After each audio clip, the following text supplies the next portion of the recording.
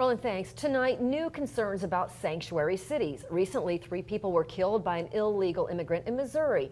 Our national correspondent Michelle Macaluso shows us how the blame game about these deaths highlights an immigration system that some say needs to be fixed. 23-year-old Luis Perez sits behind bars. The illegal immigrant and former DACA recipient from Mexico is accused of murdering 3 people in Missouri earlier this month. The deaths preventable, says U.S. Immigration and Customs Enforcement.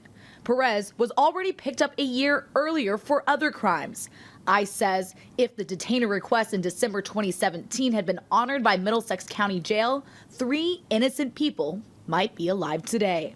The request was not honored because of the county's sanctuary policy, which will only grant the detainer request if the person has been convicted of serious crimes. The key here is cooperation and coordination between local, state, and federal authorities, something Teresa Cardinal Brown, immigration policy expert at the Bipartisan Policy Center, says is lacking because of Congress inaction. Everybody is confused by things because the immigration system is confusing.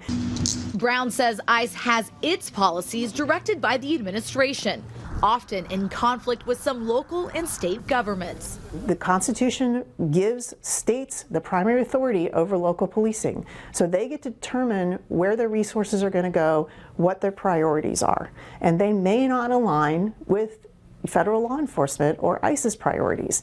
President Trump has taken aim at sanctuary cities, threatening to withhold federal funding from cities and towns who don't cooperate with federal immigration officials.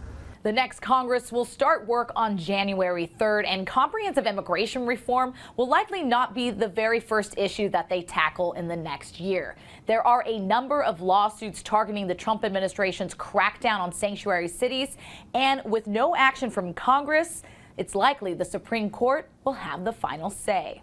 In Washington, I'm Michelle Macaluso.